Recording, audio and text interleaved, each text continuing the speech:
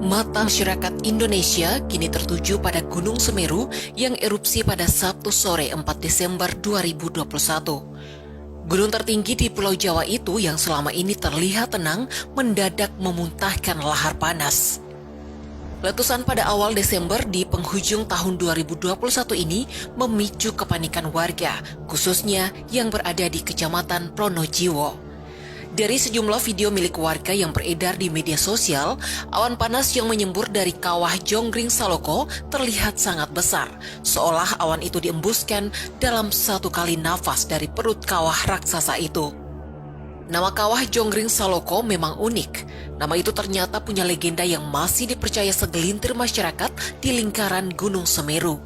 Dilansir dari berbagai sumber, Jonggring Saloko berarti naga biru. Konon, naga ini diyakini berdiam di kawah tersebut. Seperti apakah asal-usul sang naga biru yang mendiami puncak Mahameru itu? Berikut adalah kisah yang kami lansir dari berbagai sumber. Konon hiduplah seorang anak bernama Suriwah bersama ibunya di kaki Semeru. Mereka hidup berdua tanpa sosok ayah yang sudah pergi menghadap sang kalik. Suatu ketika, sang ibu menderita demam yang sangat tinggi.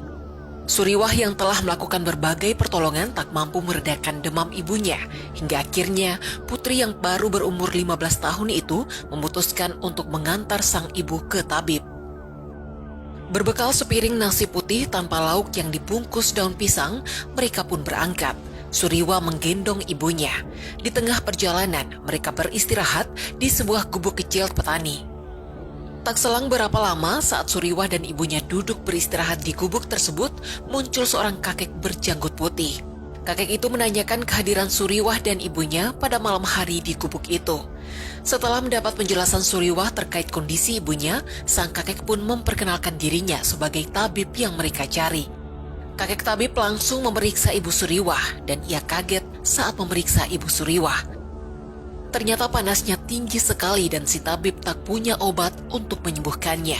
Dengan berat hati, kakek tabib menceritakan kondisi ibu Suriwah. Kondisi ibunya sangat buruk. Hanya bunga anggrek merah yang bisa mengobati sakit ibu Suriwah. Bunga anggrek merah hanya tumbuh di puncak Gunung Semeru. Karena kecintaannya terhadap sang ibu, Suriwah pun pergi mendaki Semeru seorang diri. Ia pergi dengan berbekal sebuah obor dan sebungkus nasi putih yang belum sempat dibuka karena keburu datang sang kakek tabib. Sedangkan ibunya dititipkan pada si kakek tabib. Ia digendong oleh anak si kakek tabib untuk dirawat sementara di rumahnya. 1 hari telah berlalu. Suriwah sudah mendekat ke puncak gunung. Selagi tenang-tenang bersandar pada sebuah pohon besar, Suriwah dikejutkan oleh gerombolan-gerombolan hewan dari atas gunung yang turun menuju lereng. Macan kumbang, kijang, ular berbisa, dan binatang-binatang lainnya berbondong-bondong turun ke gunung. Dalam hatinya, ia bertanya, ada apa di balik semua ini? Namun langkahnya tak berhenti. Tanpa terasa, Suriwah sudah berada di puncak gunung. Suriwah mulai mencari anggrek merah di hutan yang sangat sepi. Hutan itu menjadi hutan kosong yang ditinggalkan para penghuninya. Hari mulai gelap, tapi Suriwah masih belum menemukan apa yang dicarinya. Di tengah-tengah kesunyian hutan, samar-samar Suriwah mendengar jeritan yang mirip dengan tangisan. Suriwah mencoba mengikuti suara jeritan itu. Semakin dekat suara itu semakin terdengar jelas. Ia pun terkejut. Ternyata suara itu keluar dari mulut seekor naga raksasa, ukuran tubuhnya 5 kali lipat dari ukuran kerbau hutan. Panjangnya sekitar 30 kaki dan tubuhnya berwarna biru tua.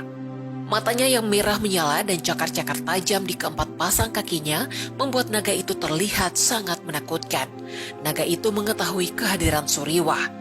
Mata merah sang naga menatap tajam ke arah Suriwah. Seluruh tubuh Suriwah menggigil ketakutan melihat tatapan mengerikan dari naga itu. Ia berniat membalik badan berlari turun, namun naga itu berkata, "Hei anak kecil, tidak perlu takut. Aku tidak akan berbuat jahat kepadamu." Lalu sang naga menceritakan mengapa dia bisa berada di puncak Gunung Semeru. Nama naga biru itu adalah Jonggring Saloka. Ia tinggal di kayangan bersama naga-naga lainnya, dan naga itu adalah tunggangan para dewa saat turun ke bumi. Naga biru Jonggring Saloka merasa bosan tinggal di kayangan dan menjadi tunggangan para dewa.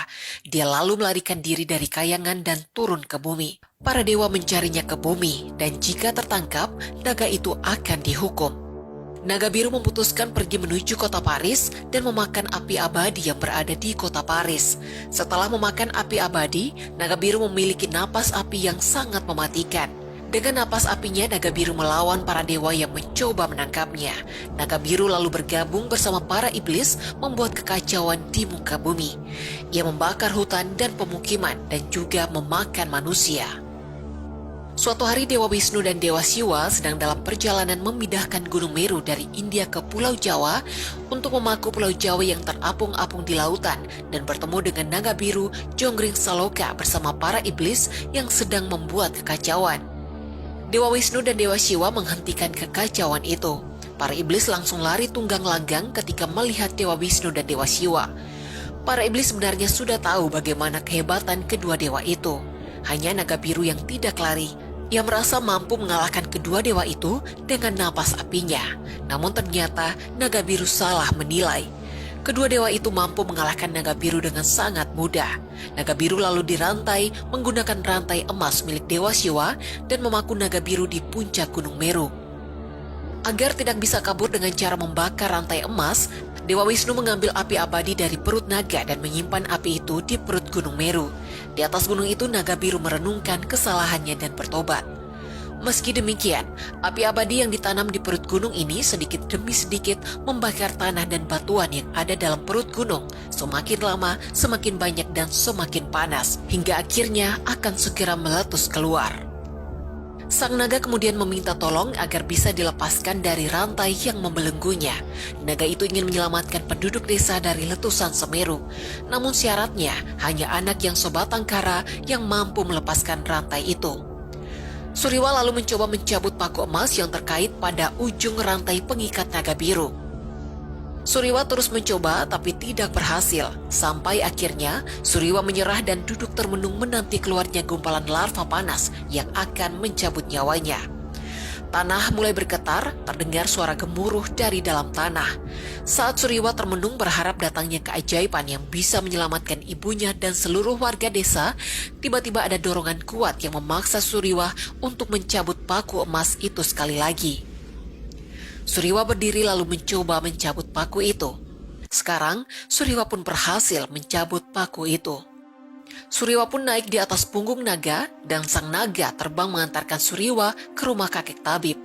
Dari atas langit Suriwa melihat orang-orang berkerumun di rumah kakek tabib. Orang-orang yang berkerumun langsung lari ketakutan ketika melihat sang naga turun mendekati rumah kakek tabib. Suriwa turun dari punggung sang naga, berjalan menuju pintu rumah kakek tabib yang juga dipenuhi banyak orang. Suriwa turun dari punggung sang naga, berjalan menuju pintu rumah kakek tabib yang juga dipenuhi banyak orang. Ketika di dalam rumah, kakek tabib yang melihat Suriwa langsung merangkul Suriwa sambil berucap dan air mata mengalir di pipinya yang keriput. Ternyata ibu Suriwa telah meninggal. Suriwa tak mampu berkata-kata. Air mata kesedihan mengalir deras tak terbendung. Sekarang Suriwa mengerti mengapa ia bisa mencabut paku itu. Saat mencabut paku, ia sudah menjadi anak tanpa orang tua. Ternyata orang-orang yang berkerumun itu bukan orang sakit, tapi orang-orang yang melayat jenazah ibunya. Singkat cerita, saat Semeru mulai meletus, sang naga kemudian beraksi menyelamatkan warga desa. Ia terbang ke puncak gunung. Namun sebelum terbang, naga itu menitipkan pil abadi ke Suriwa untuk dimasukkan ke mulut ibunya. Pil itu berputar dalam perut ibu Suriwa terus dan terus, hingga akhirnya pil itu hancur disertai keluarnya cahaya biru di setiap lubang dan pori-pori di tubuh ibu Suriwa. Selang berapa detik terdengar erangan kecil keluar dari mulut ibu Suriwa. Air mata bahagia tak tertahan. Suriwa menangis bahagia melihat ibunya hidup kembali. Sang naga yang sedari tadi berada jauh di atas puncak Semeru membuka mulutnya lebar-lebar dan tubuhnya pun membesar. Saat ledakan keras disertai keluarnya isi perut Semeru, sang naga melesat turun menyambut lahar panas yang dimuntahkan Semeru dengan mulutnya. Sang naga yang tubuhnya telah tumbuh dan sangat panjang itu melesat masuk ke dalam gunung Semeru. Sambil tetap membuka mulutnya lebar-lebar, naga itu memasukkan isi perut gunung ke dalam perutnya. Isi perut Semeru masuk kembali ke dalam gunung bersama tubuh sang naga. Berkat sang naga, para penduduk desa pun aman, rimba-rimba tidak hangus dan para binatang bisa kembali menempatinya. Ledakan itu tidak membuahkan apa-apa kecuali sebuah kawah dan kematian sang naga. Untuk mengenang jasa sang naga, kawah itu dinamai dengan nama sang naga, yaitu Jongring Saloka.